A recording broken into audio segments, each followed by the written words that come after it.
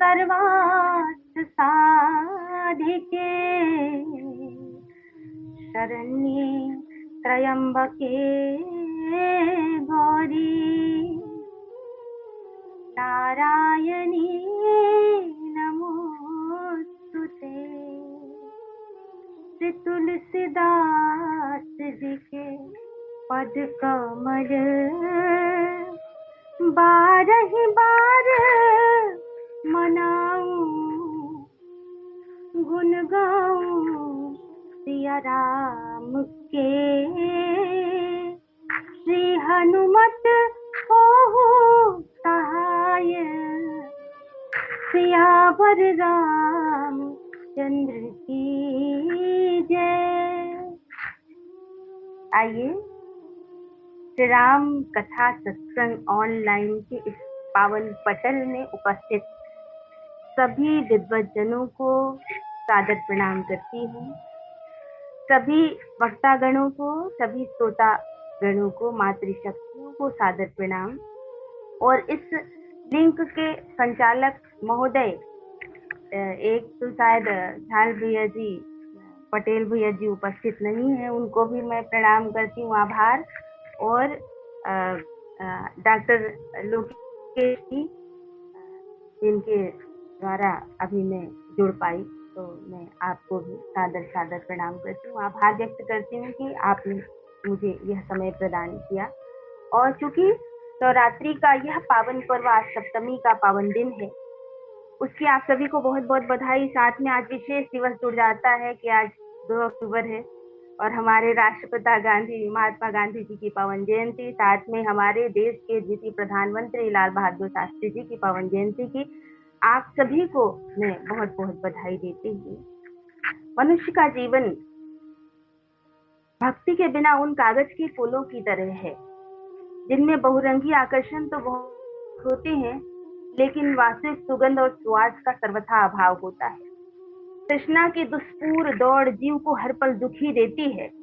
ऐसे में यह श्री राम कथा सत्संग का लिंक जो सबके हृदय में राम भक्ति की स्थापना करती है, बहुत बहुत आभार। और आइए आज मुझे जिस प्रसंग पर चर्चा करनी है, श्री रामचरितमानस का 6वां सोपान लंका कांड, दोहा क्रमांक 6, यहाँ पर बाबा गोसाई तुलसीदास जी महाराज मंदोदरी के द्वारा रावण को एक समझाइश दे रहे हैं। और हमारे पूर्व वक्ता परम आदरणीय परम सम्माननीय गुरु जी श्री वेदराम साहू जी के द्वारा भी एक सीख के ऊपर चर्चा हो रही थी, और वो तो बहुत बड़े विद्वान हैं। तो आइए जिस प्रसंग को मुझे कहना है वो मैं एक बात कह दूं। गोसाई जी की लेखनी कहती है, राम ही सोती जानकी नाई कमल पद मात हो रामा, सुत कहु राज समर्पी बन भजिय जाई रघुनाथ हो रामा। श्री रामचरितमानस हमारे सनातन धर्म के धर्म ग्रंथ के साथ साथ एक वैश्विक आदर्श और मर्यादा का ग्रंथ है, जिसमें जीवन के हर रिश्ते की एक उच्च स्थिति को दर्शाया गया है। आइए इस प्रसंग में दाम्पत्य जीवन की महत्वपूर्ण झलक दिखाई देती है रावण और मंदोदरी के जीवन में। आइए, मानस में मंदोदरी रावण की धर्म पत्नी है, उसकी पट महिषी है, लंका की श्रेष्ठ नारी है और लंका की राजरानी होने के नाते वह अपने पति, अपने परिजन और अपने स्वदेश की रक्षा के लिए मानो चिंतित है। और जिस समय मंदोदरी रावण के साथ रंगशाला में बैठी हुई है और प्रभु का एक बाण आता है, रावण के छत्र मुकुट को गिरा देता है, साथ ही मंदोदरी के कर्णफूल पर भी प्रहार होता है, वो भी गिर जाते हैं। मानो काल का संदेश मंदोदरी के कानों तक पहुंच जाता है और मंदोदरी आज तैयार है रावण को समझाने के लिए। पूर्व वक्ता बता रहे थे कि रावण को कई बार समझाया गया। मंदोदरी स्वयं 4 बार रावण को समझाती है, समझाने का प्रयास करती है।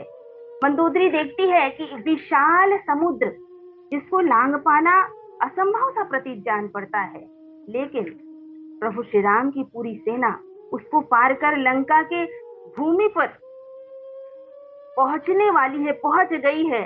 यह खबर सुनकर के मंदोदरी चिंतित हो जाती है और गोसाई तुलसीदास जी महाराज लिखते हैं, मंदोदरी सुन्यो प्रभु आयो, कौतुक ही पाछोड़ी बधायो। वो समाचार सुनती है कि प्रभु ने तो बस खेल खेल में, कौतुक में ही उस विशाल समुद्र को बांध दिया।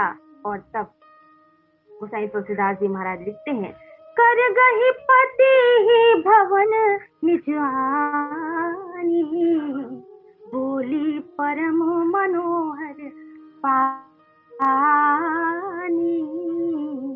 तब वह अपने पति राजा रावण को अपने महल में लेकर आती है और परम मनोहर बानी मतलब मधुर वचन से कहती है, चरण नाई सिर अंचल रूपा। सिर झुकाती है, अपने आंचल को फैला देती है और कहती है, सुनहु वचन प्रिय परिहरि क्रोधा। हे प्रियतम, अपने क्रोध को त्याग करके मेरी विनती को सुनो। और आज मंदोदरी इस दोहे के माध्यम से मानो रावण को दोहरा समर्पण का मंत्र देना चाहती है। इस दोहे का शीर्षक है दोहरा समर्पण, जिसमें मंदोदरी कहती है, राम ही सोपी जानकी, नाई कमल पद माथ। मंदोदरी कहती है कि हे स्वामी, हे रावण, आप राम को जानकी सौंप दीजिए, नाई कमल पद माथ।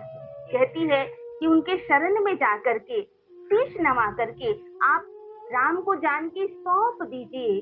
सुत कहु राज समर्पी बन, जाई भजिया रघुनाथ। और कहती है कि आप अपने सुत को, अपने पुत्रों को अपना यह राज्य समर्पित करके वन में जाकर प्रभु श्री राम का भजन कीजिए। ये दोहा का सीधा सीधा अर्थ है। मंदोदरी एक सच्चरित्र महिला है, पातिव्रत में प्रवीण है और इसीलिए गृहस्थ धर्म में पत्नी पति की जीवन संगनी के साथ साथ मित्र भी होती है और वह उसे कुपथ से सुपथ में ले जाने का प्रयास करती है। कुपथ निवारी सुपंथ चलावा, यही कोशिश, यही प्रयास मंदोदरी भी कर रही है। मंदोदरी के जीवन को हम देखें तो प्रथम भाग में तो वह रावण की पत्नी है, मानो वह बुराई की प्रतीक रावण से जुड़ी हुई दिखाई देती। फिर रावण के मृत्यु के पश्चात वह विभीषण अर्थात अच्छाई को वर्ण कर लेती। और मंदोदरी, जैसा कि कह रहे थे पूर्ववक्ता की, मंदोदरी का नाम पंचकन्याओं में आता है। पंचकन्या में मंदोदरी का स्थान है। अहिल्या, कुंती, मंदोदरी, तारा, द्रौपदी च पंचकन्या स्मरणम नित्यम सर्व पातक नाशनम। जिनके नाम के स्मरण से ही सारे पाप नष्ट हो जाते हैं। ऐसा वेदों में, शास्त्रों में कहा गया है। और जिनका पंचकन्या में स्थान है, ऐसी मंदोदरी के जीवन को हम देखें तो मानस की मंदोदरी को मैं दानव की पुत्री कहा गया। वो मैं दानव की पुत्री, और मैं दानव क्या है? तो मैं दानव को कहा गया कि मैं दानव मन का प्रतीक है। फिर इस सूत्र के अनुसार तो मन में उत्पन्न होने वाली जो अच्छी विचारधारा है वही मंदोदरी है। मन उदरी, मन में उत्पन्न होने वाली जो विचारधाराएं हैं वही मंदोदरी है। मन में केवल बुरे विचार ही नहीं आते, मन में अच्छी अच्छी भावनाएं भी आती है, और वही मंदोदरी है। हमारे मन की अच्छी विचारधाराएं हर पल हर क्षण हमें भक्ति और समर्पण भगवान से करने की प्रेरणा देती है। इसी तरह मंदोदरी भी मानो रावण को हर समय समझाने का प्रयास करती है, कई बार समझाने का प्रयास करती है, हर तरह से, हर नीति से समझाने का प्रयास करती है। मंदोदरी मन में उत्पन्न होने वाली अच्छी विचारधाराएं तो है, लेकिन हम देखते हैं कि वह रावण रूपी बुराई से जुड़ी हुई है, मोह से जुड़ी हुई है। मानो मंदोदरी के जीवन में एक समझौता चल रहा है। मन में हमारी अच्छी अच्छी भावनाएं आती तो है, लेकिन न चाहते हुए भी परिस्थिति वह मोह से जुड़ जाती है। यही जीव की बाध्यता है। जीव भी अच्छे अच्छे विचारधाराएं तो प्रकट कर लेता है, लेकिन वह उसे क्रियान्वित नहीं कर पाता मोह से जुड़े हुए होने के कारण। और इसीलिए इस मोह को, जैसे कि बता रहे थे, मोह रावण मूर्तिमान मोह है, मोह दस मौलिक तत्भ्रात अहंकार। और गोसाई जी विनय पत्रिका में कहते हैं कि यह जीव की बाध्यता है। क्यों? मोह जनित मल लाग विजतन, अब कोटि जतन न जाई हो रामा, जन्म जन्म अभ्यास विरत रत, अधिक अधिक लपटाई हो रामा। इसीलिए यह मोह की बाध्यता है कि हमारे मन में अच्छी विचारधाराएं तो आती है, लेकिन मोह से जुड़े हुए के कारण हम उसे क्रियान्वित नहीं कर पाते। इसीलिए किसी कवि ने बहुत सुंदर बात कही, मन रे तो काहे न धीर धरे, ओ निर्मोही मोह न जाने, फिर क्यों मोह करे। हम चाहते तो हैं कि हम अच्छे मार्ग पर चलें, पर मोह के वशीभूत होकर के मानो हमारे संस्कार पूर्व जन्म के प्रबल हो जाते हैं और अच्छाई दब जाती है, और रावण जैसे बुराई की, असत्य की जीत होते हुए हमें दिखाई देती है। लेकिन फिर भी यह मंदोदरी, अच्छी विचारधाराएं केवल एक बार हमारे मन में नहीं आती, बार बार आती है। यही मंदोदरी का रावण को बार बार समझाना है। प्रत्येक जीव के हृदय में बार बार ये विचारधाराएं उत्पन्न होती है। प्रस्तुत प्रसंग में भी मंदोदरी जो है रावण को दोहरे समर्पण का उपदेश कर रही है। कहती है, राम ही सौंप जानकी, नाई कमल पद्मार। मंदोदरी रावण की पत्नी है, पातिव्रत में प्रवीण है, और इसीलिए बहुत चतुराई के साथ शब्दों का प्रयोग करती है। राम ही सौंप जानकी, कहती है राम को जानकी सौंप दीजिए। सौंपना और लौटाना दो शब्द। मान लो कि हमारी कोई वस्तु हमने किसी को दी हो, हमारी कोई वस्तु हमने किसी को दी हो, तो वह हमको वापस लौटाएगा। और कोई वस्तु अपने मर्जी से हमको देना चाहे तो वह हमें सौंपेगा। सौंपना और लौटाना दोनों अलग अलग शब्द है। जबकि यहाँ पर हम देखें तो माँ सीता, माँ जगत जननी तो भगवान की ही शक्ति है, उन्हीं की शक्ति उन्हीं को समर्पित करना है। लेकिन मंदोदरी पातिव्रत्य धर्म में प्रवीण बड़ी चतुराई के साथ कहती है, राम ही सौंपी जानकी। राम को जानकी सौंपना है, लौटाना नहीं है रावण। और किस तरह से? तो कहती है, नाई कमल पद्मात।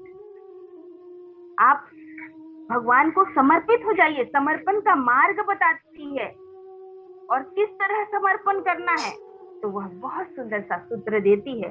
सौंपना मतलब आदर पूर्वक कल्याण की भावना से दान करना। लौटाना मतलब हार कर समर्पण करना। मानो आज मंदोदरी रावण को जनक की तरह बनाना चाहती है। हे स्वामी, हे रावण, आप इस तरह सीता राम को समर्पित कीजिए जैसे जनक जी ने किया था। मानो एक नाता हम सीता जी से जोड़ ले पुत्री का, और मानो सीता जी का कन्यादान हम प्रभु श्री राम को कर दें। और कहा भी गया है कि जब भी हम समर्पण करें, जब भी हम दान करें, तो दान के प्रारंभ में हर्ष होना चाहिए और अंत में कल्याण होना चाहिए। यही दान का सूत्र है। और इसीलिए मंदोदरी कहती है कि हम जनक की तरह, यदि आप जनक की तरह यदि सीता राम को समर्पित करें तो इससे रावण हमारा परमार्थ तत्व सिद्ध हो जाएगा, भगवान से हमारा एक नाता जुड़ जाएगा। और यदि आप जनक की तरह समर्पित करते हैं तो उस समय तो जब पानी ग्रहण के समय एक ससुर अपने दामाद के चरणों को छूता है तो वहां पर वह छोटा नहीं हो जाता। तो वह रावण को बिल्कुल भी छोटा नहीं बनाना चाहती और बड़ी चतुराई के साथ कहती है कि राम ही सौ पिजान की नाय कमल पद नाथ।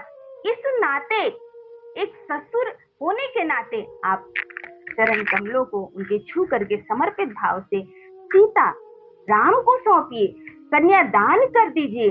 और इससे क्या होगा, इससे भगवान से हमारा नाता जुड़ जाएगा। इससे रावण आपको झुकना नहीं पड़ेगा, बल्कि हमारा तो परमार्थ तत्व सिद्ध हो जाएगा, हमारा परमार्थ पक्ष उज्जवल हो जाएगा और तुम जनक के समान बन जाओगे रावण। ऐसा आज मंदोदरी रावण को समझा रही है। और फिर दूसरे दोहे के दूसरे भाग में कहती है, सुत कहु राज समर्पि बन भजिए जाई रघुनाथ। वो कहती है कि यदि हम सौंप दे सीता राम को तो हमारा परमार्थ तत्व सिद्ध हो जाएगा, और दूसरे में वह स्वार्थ तत्व को भी, स्वार्थ पक्ष को भी उज्जवल करने की मार्ग बताती है। यही दोहरा समर्पण का मंत्र है जो मंदोदरी आज रावण को बता रही है। और दूसरे पक्ष में वह कहती है कि सुत कहु राज समर्पि बन भजिए जाई रघुनाथ। कहती है कि पुत्र के मन में यह भाव होता है कि कभी न कभी वह अपने पिता की संपत्ति का अधिकारी होगा, और उसके मन में यह भावना रहती है कि पिता के न रहने के बाद यह संपत्ति मुझे ही मिलेगा, तो क्यों न समय रहते सुत कहु राज समर्पि बन, पुत्र को यह राज्य समर्पित कर दिया जाए और भजिए जाए रघुनाथ। आज मंदोदरी कहती है, संत कहे अति नीति दसानन, चौथे पन जाई नृप कानन। वेदों में भी कहा गया है 4 आश्रम की बातें, ब्रह्मचर्य, गृहस्थ और वानप्रस्थ और संन्यास। और वृद्धावस्था की सार्थकता यही है कि उसमें समर्पण का भाव आना चाहिए। महाराज दशरथ ने भी यही किया। जब उनके कान के बाल सफेद हो गए तो उन्होंने राम राज्य देने की सोची। तो रावण को भी आज मंदोदरी यही रास्ता बता रही है, पर क्या ये बातें रावण को समझ में आ रही है? धन जौवन का गर्व न कीजे, धन जौवन का गर्व न कीजे, झूठा पचरंग तोल रे दुहितिया मिलेंगे, घूंघट के पट खोल रे दुहितिया मिलेंगे। पर रावण को क्या ये बात समझ में आ रही है? मंदोदरी कहती है, पुत्र को समय रहते राज्य नहीं दोगे रावण तो तुम्हारा स्वार्थ पक्ष बिगड़ जाएगा। और मानो यह जो दोहा है, राम ही सौ पिजान की दाई कमल पद्मात, सुत कहु राज समर्पि बन भजिए जाई रघुनाथ, यह पूरे संसार के व्यक्ति के लिए मानो एक चुनौती है, समस्त जीवों के लिए। हमारा स्वार्थ और परमार्थ तत्व दोनों सधता है कि नहीं सधता है, यह दोहा हमें सिखलाती है। और रावण ने जो अपराध किया है, रावण ने क्या किया है? जगत जननी माँ सीता जी का अपहरण किया है, जो एक जघन्य अपराध है। तब रावण को भी यह लगता है कि क्या मैं प्रभु राम के समक्ष जाऊं सीता जी को सौंपने के लिए, तो कहीं वो मुझसे बदला तो नहीं लेंगे। लेकिन इसके पूर्व भी हनुमान जी महाराज उसको समझा चुके हैं, प्रणत पाल रघुनायक करुणा सिंधु करारी, गए शरण प्रभु राखी हैं तो अपराध विसारी। और जब कोई अपराधी अपने जीवन में अपराध करता है और तब उसको ऐसा लगने लगता है कि मानो समाज में उसके लौटने के सारे रास्ते बंद हो गए। रावण को भी यही लगता है, उसने जो जघन्य अपराध किया है तो उसके वापस लौटने के सारे रास्ते बंद हो चुके हैं और फिर वह अपराध के दलदल में फंस जाता है, वह वहां से निकल नहीं पाता।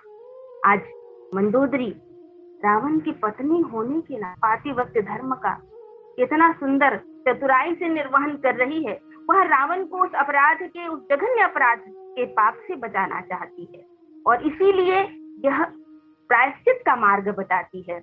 आज महात्मा गांधी जी का जन्मदिन है, 2 अक्टूबर है, और हमारे राष्ट्रपिता महात्मा गांधी जी जिन्होंने सत्य के प्रयोग अपनी आत्मकथा लिखी है और उसी का एक अंश है चोरी और प्रायश्चित, जिनमें उन्होंने अपने जीवन की अपनी कहानी को उन्होंने बताया है कि जब वो 12-13 वर्ष के थे तब वह अपने चाचा को घर में बीड़ी पीते हुए देखते थे।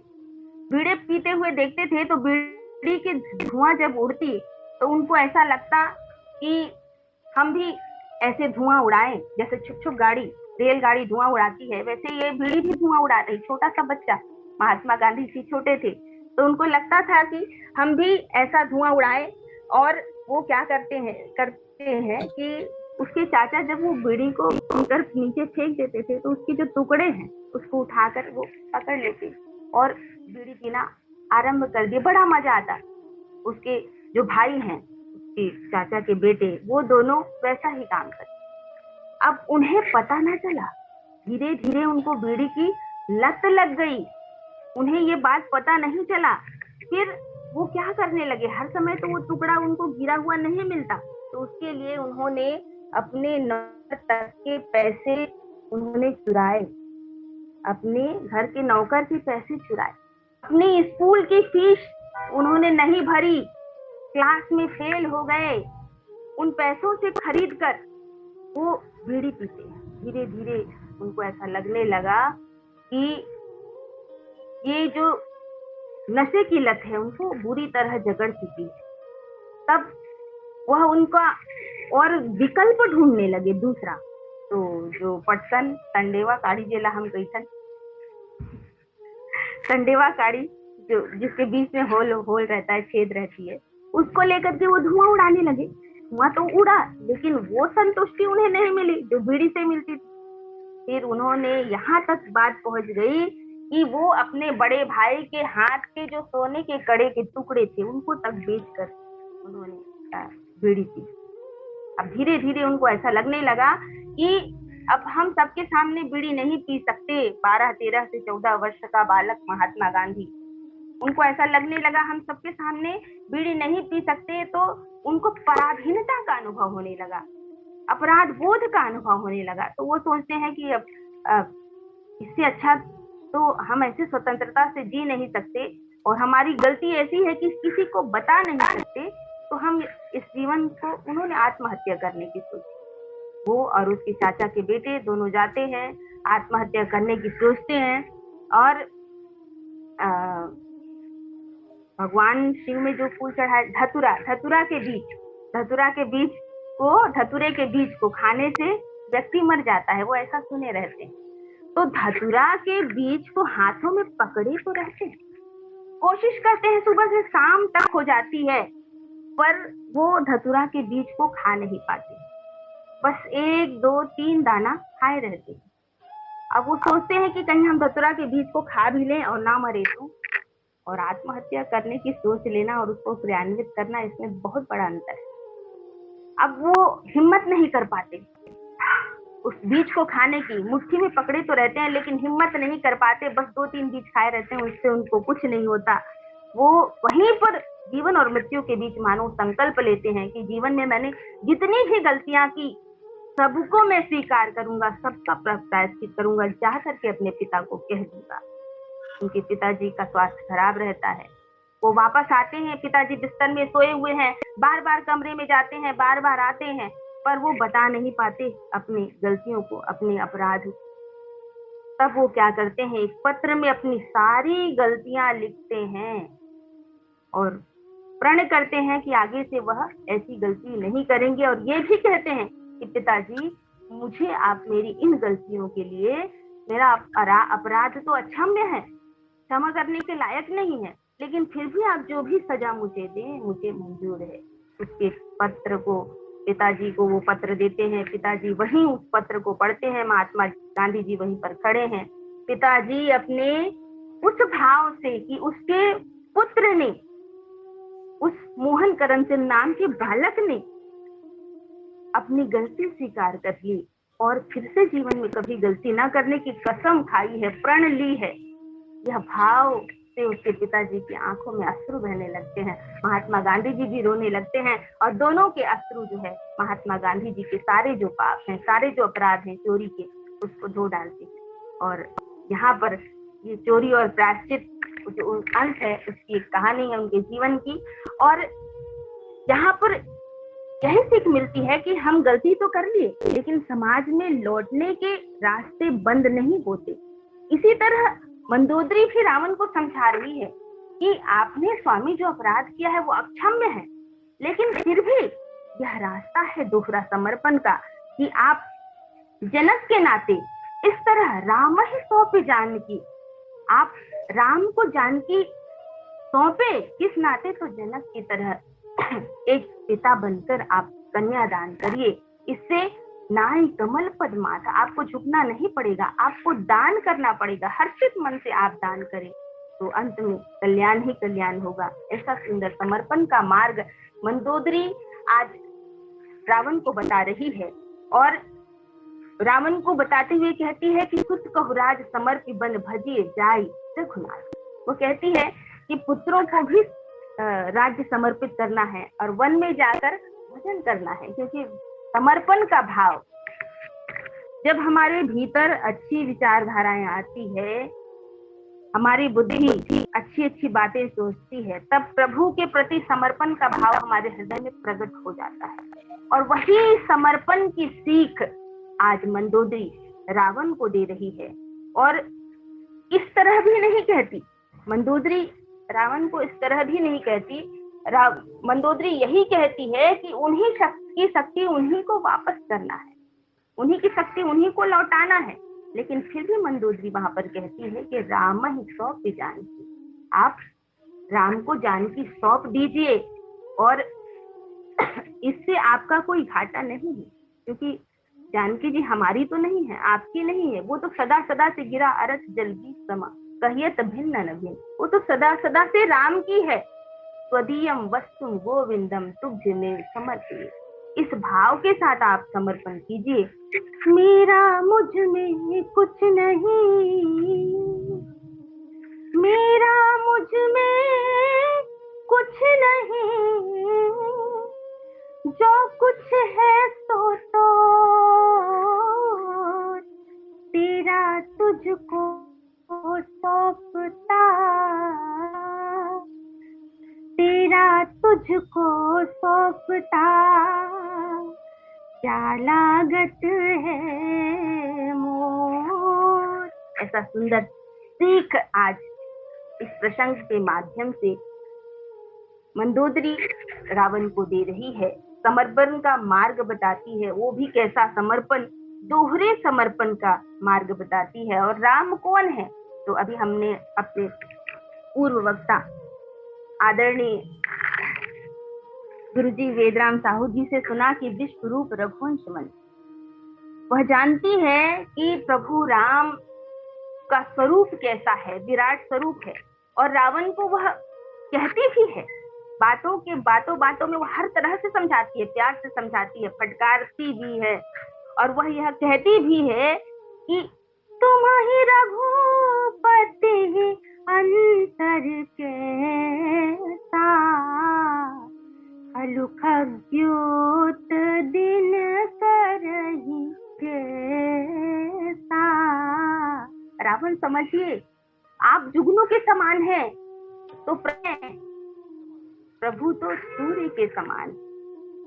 अति बल मधु के भुज ही मारे। राम कौन है?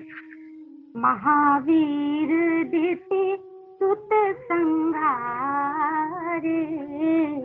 कहती है कि जिसने मधु केटभ का वध किया, जिन्होंने हिरण्याक्ष हिरण्यकश्यपु का वध किया, जहि बल बांधि सहस भुज मारा, तुयो तरिउ हरन मही भारा। कहती है कि यही है जिन्होंने बाली का वध किया, जिसने वामन रूप में बलि का वध किया, जिसने सहस बाहु को मारा। यही वो विराट शक्ति है जो इस पृथ्वी के भार को हरण करने के लिए जिनका अवतरण हुआ है। हे रावण के स्वामी, अब तो समझिए, रावण ये कह सकता है कि मैं यदि अपनी गलतियों की क्षमा मांगू, यदि मैं भगवान के समक्ष जाऊं, क्या सचमुच में वो माफ करेंगे मुझे? मंदोदरी सुन चुकी है प्रणत पाल रघुनायक करुणा सिंधु खरारी, और इसीलिए कहती है, नाथ दीन दयाल रघुराय, बाघ सन मुख गए ना खाई। कहती है कि भगवान की प्रभुता, भगवान की करुणा तो जगत प्रसिद्ध है। वो तो अपराधों को क्षमा नहीं करते बल्कि विसार देते हैं, तो अपराध विसारी, भुला देते हैं। हे रावण, हे स्वामी, आप इसीलिए वो इस तरह हैं कि उनके शरण पर कि बाघ के शरण हो जाने पर बाघ भी नहीं खाता। फिर वो तो प्रभु श्री राम है जो शरणागत वत्सल है, प्रणत पाल है। तो इसीलिए आप इस समर्पण के मार्ग का चयन कीजिए। गृहस्थ जीवन का कितना सुंदर पालन आज मंदोदरी कर रही है। दाम्पत्य जीवन का सर्वश्रेष्ठ झलक यहाँ पर दिखाई देता है। एक पत्नी के रूप में, एक नारी शक्ति के रूप में मंदोदरी अपने अदम्य साहस का परिचय यहाँ पर देती है, और देते हुए कहती है कि हे स्वामी, हे रावण, वृद्धावस्था में ही समर्पण की सार्थकता है। आपने पूरे जीवन जी लिया, लेकिन अब वानप्रस्थ भजिए जाई रघुनाथ, अब वह आपकी उम्र है, और इसलिए वानप्रस्थ और संन्यास की ओर हम चलें, क्योंकि संत और नीति वेद सभी यही कहते हैं कि संतों की नीति के अनुसार बताए हुए रास्ते पर जो 4 आश्रम है, उसके हिसाब से, उसके अनुसार हमें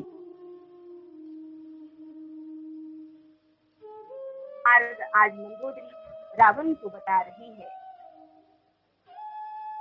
तो प्रसंग को हम देखें तो मानो, एक तो मैंने कहा कि गलतियां हर कोई करता है जाने अनजाने में, और शायद मैंने इसलिए इस प्रसंग को लिया क्योंकि आज महात्मा गांधी का जन्म दिवस है, और चोरी और प्रायश्चित उनका बहुत सुंदर सिद्धांत है। और मानो हम गलती कर लिए, कोई बात नहीं, अनजाने में गलतियां हो जाती है, लेकिन समय रहते यदि उस गलती को सुधार लिया जाए तो वही सबसे बड़ा मंत्र होता है, और इसी को प्रायश्चित का मंत्र कहा गया। प्रायश्चित एक पवित्र भावना है, और इसीलिए मंदोदरी प्रायश्चित ही करने को नहीं कहती, ऐसे किसी शब्दों का प्रयोग नहीं करती। वो अपने पति के सम्मान की रक्षा करते हुए बहुत आदर सूचक शब्दों का प्रयोग करते हुए कहती है कि राम ही तो पिचान नाई कमल पद्मात, सुत कह राज समर्पि बन भजिए जाई रघुनाथ। और प्रस्तुत प्रसंग में मानो सभी जीवों के लिए एक शिक्षा है कि मंदोदरी मन में उत्पन्न होने वाली अच्छी विचारधारा है। मंदोदरी अर्थात हमारी बुद्धि, अर्थात हमारे मन में उत्पन्न होने वाली विचारधारा उस समय अचल सौभाग्यशालिनी हो जाती है जब हम अपने सौभाग्य को नश्वर से जोड़कर शाश्वत से जोड़ देते हैं। यही सीख तो मंदोदरी रावण को दे रही है कि रावण विकल्प बहुत है बिखरने के लिए, विकल्प बहुत है बिखरने के लिए, संकल्प एक ही काफी है संवरने के लिए। लेकिन मोह रूपी रावण को यह बात क्या समझ में आती है? मंदोदरी बार बार समझाने का प्रयास करती है, बार बार राम के रामत्व का दर्शन कराने का प्रयास करती है कि जर्रे जर्रे में उसका नूर है, रावण तुझको नजर ना आए तो फिर किसका कसूर है। और वाकई में रावण मोहांध हो चुका है और इसके कारण वो असंभव आकांक्षा की उपलब्धि से, सीता उसकी है, उनकी है ही नहीं, सीता तो सदा सदा से राम की है, तो किसी और को कैसे प्राप्त हो सकती है? प्राप्त हो सकती है, लेकिन बस आप दृष्टि और नजरिया और भावना बदलिए। तो रावण असंभव उपलब्धि की